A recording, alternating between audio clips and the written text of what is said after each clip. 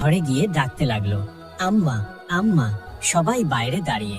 আমাদের বন্ধুরা, তারা সবাই ঈদের জামা পরে ঈদের নামাজে যাচ্ছে, আমরাও যাব। আমাদের নতুন জামা কোথায় আম্মা? এখনই আমাদের জামা দাও, আমরা নতুন জামা পরে ঈদের নামাজে যাব। হযরত ফাতেমা রাদিয়াল্লাহু আনহা দুই ছেলের এমন আকুল মিনতি শুনে স্তব্ধ হয়ে গেলেন। তার প্রাণের টুকরো দুই দুলাল তার দিকে আশায় ভরা চোখে তাকিয়ে আছে।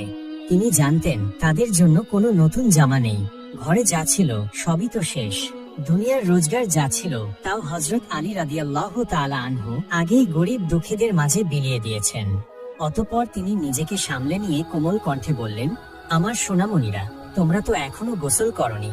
আগে তোমরা দুজনে ভালো করে গোসল করে এসো। তোমাদের নতুন জামা তো দর্জির দোকানে রয়েছে, সে তৈরির কাজ শেষ করলেই আমি তোমাদেরকে পরিয়ে দিব।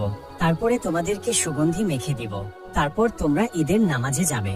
এখন যাও, আগে গোসল করে আসো। মায়ের মুখের কথায় হাসান হুসাইন রাদিয়াল্লাহু তাআলা আনহু উচ্ছ্বসিত হয়ে গেল। দুই শিশু ছুটে চলে গেল গোসল করতে। তাদের নিষ্পাপ মন বুঝল না মায়ের কষ্ট। হযরত ফাতেমা রাদিয়াল্লাহু আনহা তিনি আর নিজেকে ধরে রাখতে পারলেন না। দরজার আড়ালেই বসে পড়লেন। সেজদায় পড়ে কেঁদে কেঁদে আল্লাহর কাছে ফরিয়াদ জানাচ্ছিলেন। চোখের জলে তার জায়নামাজ ভিজে যাচ্ছিল। তিনি বলছিলেন, হে আমার রব, তুমি ছাড়া আমার আর কেউ নেই। তুমি আমার দুলালদের জন্য ব্যবস্থা করো। আমি যে কথা দিয়েছি সেটা পূরণ না হলে আমি সন্তানদের কাছে কি বলবো?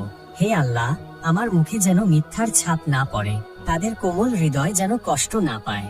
হে আমার প্রতিপালক, তোমার দয়া ছাড়া আমার কোনো উপায় নেই। ফাতেমা রাদিয়াল্লাহু তাআলা আনহু তখনও সিজদায় কাঁদছেন, তার চোখ বন্ধ। তিনি আল্লাহর কাছে এতটাই নিবেদিত হয়ে গিয়েছিলেন যে আশপাশের সবকিছু ভুলে গিয়েছিলেন। ঠিক তখনই হঠাৎ তিনি শুনতে পেলেন ছোট ছোট পায়ের শব্দ। তিনি মাথা তুলে দেখলেন দরজা দিয়ে ঢুকছে তার প্রাণের টুকরো দুই ছেলে, হাসান ও হুসাইন রাদিয়াল্লাহু আনহুমা। তাদের দুজনেরই মুখে এক অদ্ভুত আনন্দের হাসি। হাতে তারা ধরে আছে ঝকঝকে সুন্দর নতুন জামা কাপড়। ফাতেমা রাদিয়াল্লাহু তাআলা আনহু বিস্ময়ে তাকিয়ে থাকলেন। কিছুক্ষণের জন্য তিনি বুঝতে পারলেন না কি ঘটছে। তারপর তিনি তাদের কাছে এগিয়ে গেলেন, মমতাময়ী মাতৃস্নেহে জড়িয়ে ধরে কোমল কণ্ঠে জিজ্ঞেস করলেন, সোনামণিরা, বলো তো এই জামা কাপড় তোমাদের হাতে কোথা থেকে এলো? দুই ভাই হাসতে হাসতে মায়ের মুখের দিকে তাকিয়ে বলল, আম্মা, আমরা গোসল শেষ করে যখন ঘর থেকে বের হচ্ছিলাম তখন হঠাৎ করে একজন মানুষ আমাদের সামনে এসে দাঁড়ালেন। তিনি বললেন, হাসান, হোসাইন, একটুখানি দাঁড়াও। আমরা দাঁড়িয়ে গেলাম। তিনি বললেন, আমি দর্জির দোকান থেকে এসেছি, তোমাদের নতুন জামা কাপড় তৈরি হয়ে গেছে, এই নাও তোমাদের জামা কাপড়। তিনি আমাদের হাতে এগুলো দিয়ে দিলেন। তারপর আর তাকালাম না, দৌড়ে তোমার কাছে চলে এলাম আম্মা।